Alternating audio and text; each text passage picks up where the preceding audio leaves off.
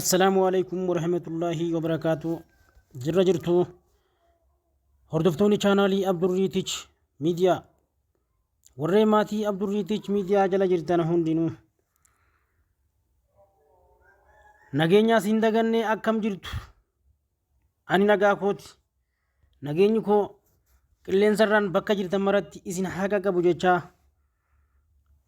إسين راترو كوتيف ديفمان إسين غافدا أنيس وام بيزي تي فوجينا بايتي مالي وام براتي في ميتي إسم برانجرا هيرو ديرا قبنا وانتيف كان كابا كان كبا كان ديها كان بها باكما جردان مرتي نجيني كوغل لين سران إسين حاجة كبوية چانا لخانا ورين چانا لخانا فاريتاتن لايك شير سبسكرايب كومانتي غوتني چانا لخانا دبلا مقبدو ورين چانا لخانا فاريتاتن أمو ورين چانا لخانا عبدالرحمن ماتي تاتني جردان لايك شير سبسكرايب لايك شير كومنت وبريزدني ناوجين إيميل غيزن أكيد فوتاني نسين هوبجيزا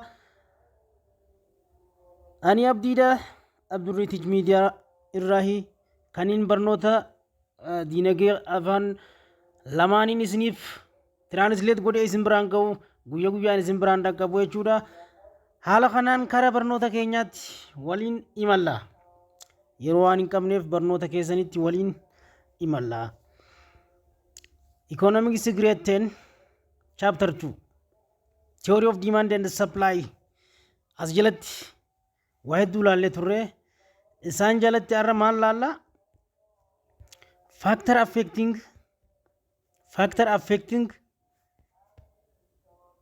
affecting supply warren supply kanarrat dibba umu dandan yohanis wantota dhiyeessi irratti dhiibbaa geessisan jechuudha. Dhiibbaa affect dhibeeytan affectiin miidhaa waham dhiibbaa jennaan afaan oromootiin miidhaa kajennuun san jechuudha. Effect yoo jenne immoo affect osoo hin ta'in effectiin bu'aadha isuma kanaa waliin faallaa jechuudha. Faaktoroota supply irratti dhiibbaa geessisan jechuudha. Mata dureen keenyaa irraa kana jechuun maali? Constructing supply curve. The economist assumption is that price is the most significant determinant of the quantity supplied of any product. Akkana jechuun maali? Karvii dhiyeessii ijaaruu keessatti jechuudha. Karvii dhiyeessii kana amma fakkeenyaaf ijaaruu keessatti tilmaamoonni ogeeyyiin garagaraa raaganni jira. Isaan kana keessatti akkamitti murteessan amma jarri kunme ogeeyyiin dinagdee gatii baay'ina oomisha biyya takka keessatti gross domestic product fi national product irra dhaabbatanii waan takka kan murteessan isa kanarratti isa kana kamiyyuu baay'ina oomisha kamiinuu jechuudha. Isa kanaan kamiyyuu kan dhiyeessuuf murteessaan guddaan maali? Supply warra dhiyeessu sun eenyu? Supplyota jechuudha. Diimaandoonni warra barbaadu jechuudha asirratti. Kanaaf murteessaa guddaan haa ta'u isaan sani. Haa ta'u garuu maali? Wanti kun asirratti nuunja ammaas deebi'ee but garuu factor other than the good own price can change the relationship between price and the quantity supply. The other factor include akka armaan gadii faktoroota kana laanii nuunja but garuu maali? Maal jechuu barbaadeeti amma garuu wantoonni gatii oomishaa meeshaa sanaatiin alatti hariiroo gatii fi baay'ina dhihaate gidduu jiru sun jechuudha. Isa san gidduu jiru jiraachuu haa danda'u jechuudha. Isaan suni maali? Affeekti mataansaa asirratti wanti ilaaluu qabdu jechuudha.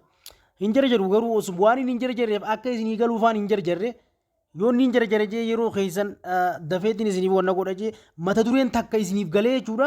Kun isinirraa fuutuu irra isinii jira. Akkana jeetiin amana kana furadha. The other factor include akka kanaan gadii faaktaroota isaa kana haala lume hootu. First one akkam jaa?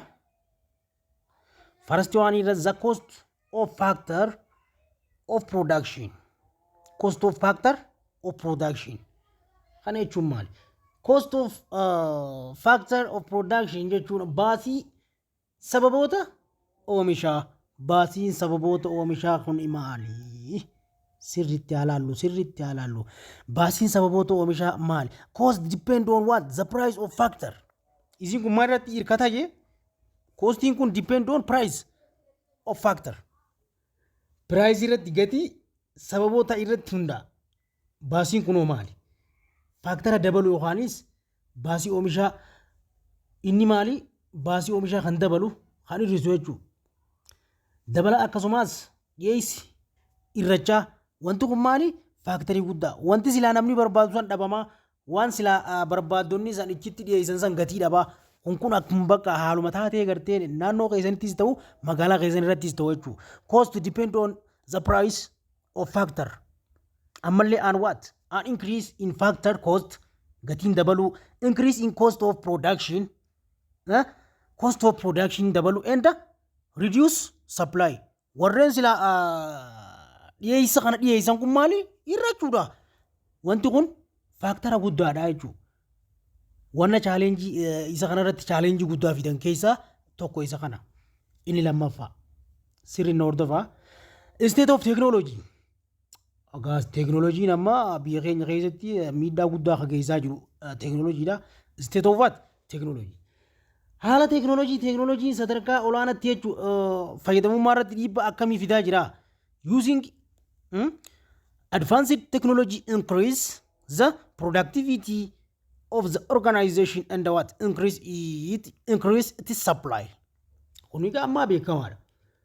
Haala technology biyya keenya keessatti technology sadarkaa olaanaatti jechuudha yeroo fayyadamu jechuudha. Oomishtummaa irratti maal fida? Oomishtummaan dhaabbataa ni dabala. Dhiyeessi isaas ni dabala. Amma silaa fakkeenyaaf wanta ati oomishtu jechuudha.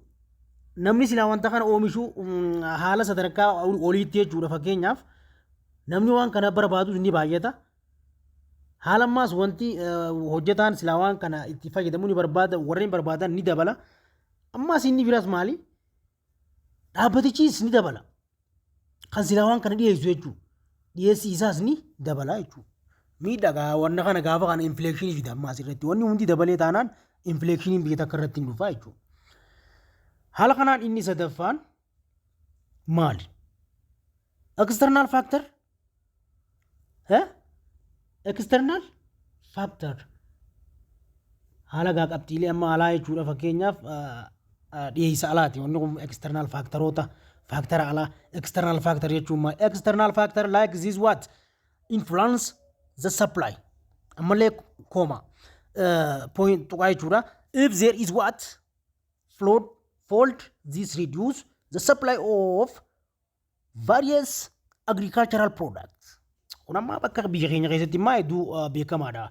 Kana jechuun amma sirriitti wanni miidhaa guddaa fidaa jiru tokko kana jechuudha. Wanni nuti ilaaluu qabnu asirratti immoo. Kana jechuun maali?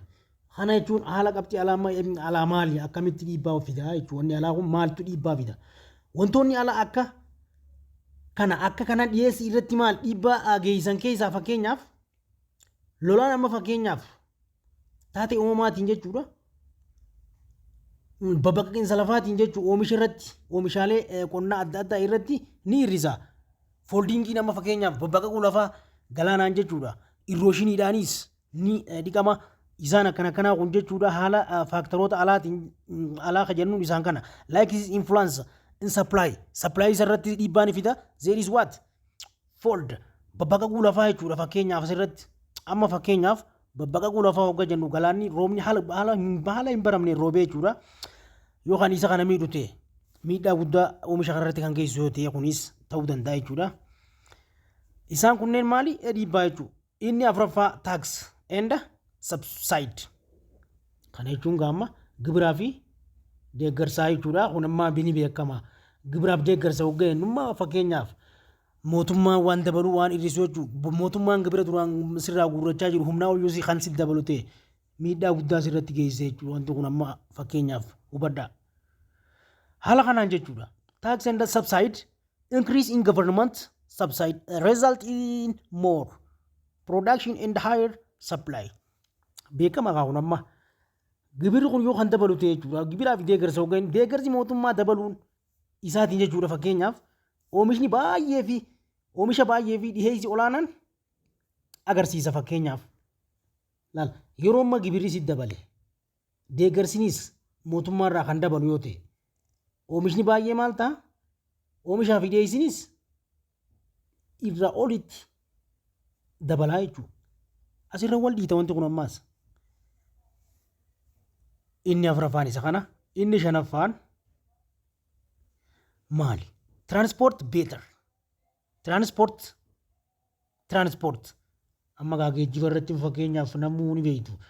Geejjiba irratti fakkeenyaaf meeshaaleen geejjibaa amma isa fooyya'aa amma dhiyeessii isaanii ni dabala. Fakkeenyaaf waan takka bakka biraatti geejjibdee meeshaa takka daldaluuf daldalaa tokko taatee jechuudha.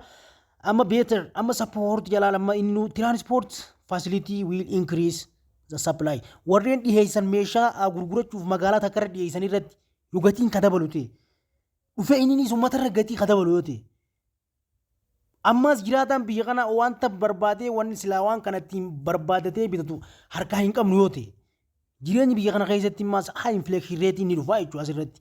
Kuni ifiifuu factor affecting isa beekamaadha jechuudha. Haala kanaan laaltanii dabarfachuu qabdu. Inni jahaffaadha maali? Inni jahaffaa the price of other good. Maali? The price of other good. The price of other good. Amma the price of other good kajennuun kun if the price of other good is what more than the price of what? Commodity X. Then what? Supply of commodity X will be increased. Asirratti waan ilaaluu qabdan kanuma jechuudha. Kanaaf amma gatii geejjibaa irratti meeshaaleen fayyadamaan tokko yoo dhiyeessu jechuudha magaalaa irratti daldala itti gisee dhiyeeffatu gatiin inni meeshaa sanaan dhiyeesse wal dhaba. Inni meeshaa saniin ka dhiyeessoo ta'e dhiyeessi isaa ni dabala. Namni silaa barbaadu gatiin itti dabalamaa jechuudha. Tiraanispoortii baasee fide baasiin makiinaa inni itti fide san ni dabala. Wanni inni immaas achirratti yeroo gurguruus baasii asirratti dabalee gurguru akkuma isa saniiti jechuudha kun price other good irratti jechuudha fakkeenyaaf. Gatiin meeshaalee biroo yoo filaalte gatiin biroo gatii meeshaa X caalaa yoo ta'e dhiyeessii meeshaalee X ni dabala jechuudha akkuma isa kaaniiti jechuudha. Wanti lamaan waliin deeman ammaas irratti. Haala kanaan kana fakkaata wanti factor affecting of supply curve jechuudha. Factor affecting of supply jechuudha. Okay.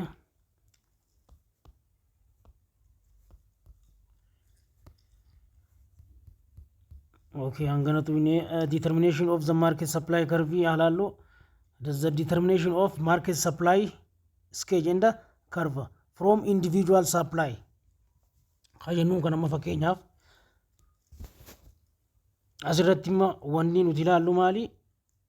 Isaan lamaanuu marketii irratti supply curvein akkamitti argisiisa?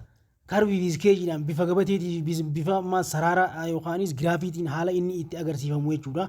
Akkamitti mul'ataadha ammaa asirratti. Bu'aawwan karbii dhiyeessa gabaati immoo inni ilaaluu deemtan jechuudha. Asirratti the direction of market supply sketch in the curve. Sketch jechuun bifa gabateetiin, curve jechuun bifa karviitiin jechuudha. From of individual supply nama dhuunfaa takka irratti in similar to that of demand. Isa dimaandiitii waliin jechuudha. Kana jechuun maali? Dhiyeessi gabaa iskeejuula yookaanis karviin dhiyeessi dhuunfaa irratti argamu kan fedhii wajjin wal fakkaatu. Sirriitti wal fakkaachuu danda'a jechuudha. Jamma barbaadaa fi dhiyeessi isaanis waan takka yoo barbaadaan itti ol kaase kunis itti ol ka'a jireenyi dimaandiinis namni waan tana barbaadu itti ol ka'a kun ka dhiyeessu waan sayyoo gatiitti guddise dirqama inni kunis wanta kana dhibee jiraachuu waan hin dandeenyeef kunis gatii ol kaasaa jechuudha. Asirratti magaalaan maal taati ni kufti jechuudha. Market figurarii ni dhufa asirratti. Ammas market supply in what given market is the summation of individual suppliers in that what market. Amma asirratti kana jechuun gaa kun dhiyeessi gabaa amma murtaa'e keessatti jechuun kan argamu walitti qabama dhiyeessoota yookaanis dhuunfaa gabaasan keessa jiraniiti. Warreen abbootii qabeenyaa waan takka dhiyeessuudhaaf waan takka irra dhaabbataniiti kan meeshaa tokko dhiyeessu. meeshaa sanirra dhaabbataniiti waan takka kan dhiyeessan haala saniin jechuun suppose is there what only for supplier of specific type of shirt and their demand sketch in given below akka kana hanga jitti gabatee kana keessatti kadhiyaate ilaalinuun jechaa jira haala kana gabatee kana keessatti sirriitti ilaaltan unit of price in bir quantity supply master A master B master C achirratti unit of pricing isaanii 1 2 3 4 5 6 J order inni jira irratti 00 1 1 J totaaliin isaa gama jalaa total market inni jira haala kanaan irratti kan hangana kaamee kuni waan moo walitti idaanii isaan gakkaan jechuun waan salphaadha kun waan ilaaluu nama barbaachisu miti isa A duraatis isa B duraatis quantity of supply isaan hundinuu quantity dha unit of pricing isaa ka gubbaan laaltu jechuudha pricing 3 abalu amma unit of pricing 3 isa jalatti master A B C isaan hundinuu tootaalii waliin qabu jechuudha fuula dura isaanii irratti jalqabarraa kan unity afuriitii isa afuriin jechuudha afur idayii lama idayii sadii idayii torba walqixaan 12 haala kanaan akkasumatti deemaa jechuudha haala kanaan laaltanii bira dabarfattan waan salphaadha waan nama rakkisuu miti inni fardii maali kunis bifa karbiitiin agarsiisuudha foormii isa kanaa laaltanii haaluma amma asirratti arkitan kanaan jechuudha dabarfachuu dandeessan jechuudha kanaas as can be seen from the above supply sketch in market supply sketch could what supply be derived by what taking the summation of individual quantity supply at all what possible price isaan hundinuu maali possible price irratti jechuudha haala kanaan ni ilaaltu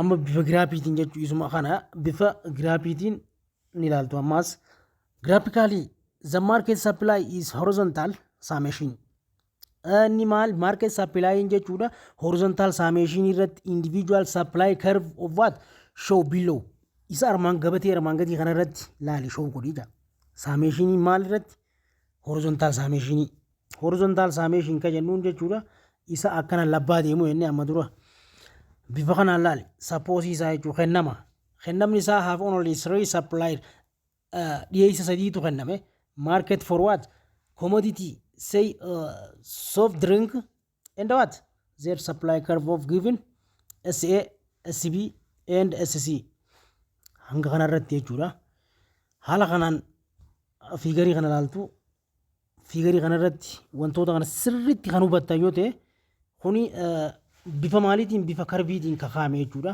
kan amma isin argaa jirtan kun bifa maaliitiin bifa karbiitiin kaa'ame sirriitti hordofu bifa karbiitiin kaa'ame kana haala step inni irratti taa'e kana laaltan isa jala irratti wanta nooti isa jala jiru sirriitti dubbistu siif gala kun haala salphaan namaa gala fakkeenyaaf SA ilaalima fakkeenyaaf SA irratti jechuudha graafii isaanii kaa'ee supply inni akkanatti beekuun jechuudha salaarii horizontal summation kun supply dha kun ammoo bifa graafiitiin quantity dha wonneen akkanatti jalatti galuun 1 2 3 4 up to 7 kaajee jiru jechuudha amma asirratti agartan kun haala kanaan jalatti nootii isaa ilaaluun fakkeenyaaf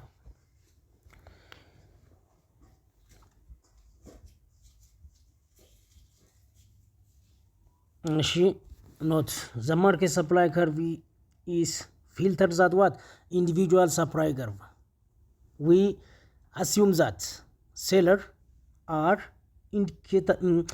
identical perfect competitive market bifa wannaatiin jechuun competitive market irratti haala akkamiini wanti kun nuuf kaa'ame orderii isaa eeggatee haala akkamiitiin jechuudha inni kun nuuf kaa'ame asirratti ni ilaalla jechuudha inni gurguratu jechuudha assume of seller indicate yeroo gurguratu perfect of competitive market irratti hence in the what have the same supply curve supply curve irratti maali wanni isaa wal fakkaataadha jechuudha hence isaa wal fakkaataadha multiply in quantity supply by what representative supplier by what the number of seller in that market in order to get the market quantity supply at all possible price. As jala khut khenna ma kana lali example as vejra example khana lali dawra fanama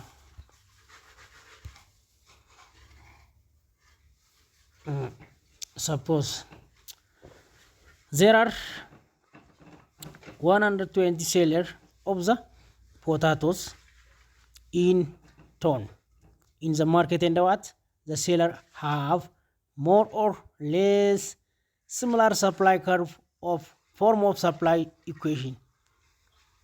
QS is equal to 20 price minus 5 drive by what market supply equation. It was to in masita agartan kun.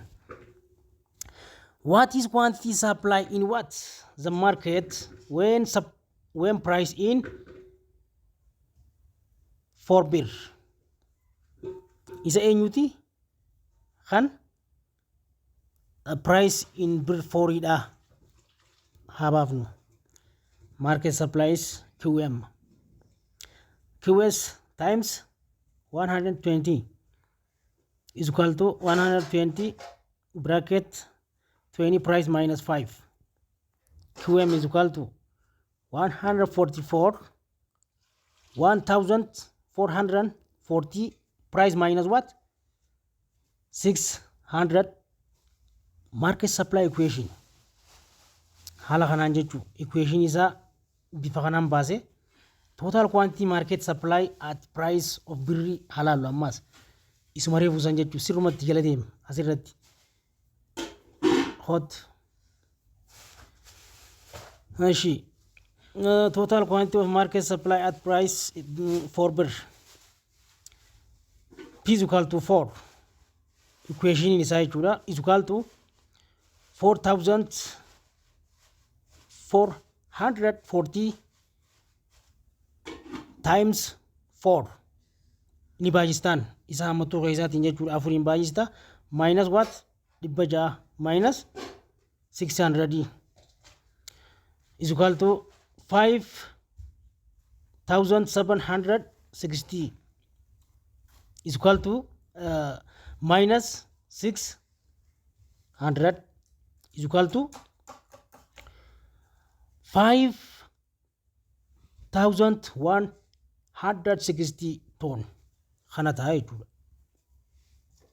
hala khana lalte bifasa formula sa lalte sif galay chuda hala khanan ilalla zebra market equilibrium qabanne isnif diyanna kan arra asmar rawata nagaan jiraadha yeroo gaarii qabaadha like share subscribe comment gootanii akkan jajjabeessitan barumsa keessan yeroo yeroon akka isinitti bufuuf like gootan malee hin eegalina nagaan jiraadha nagaan nu tura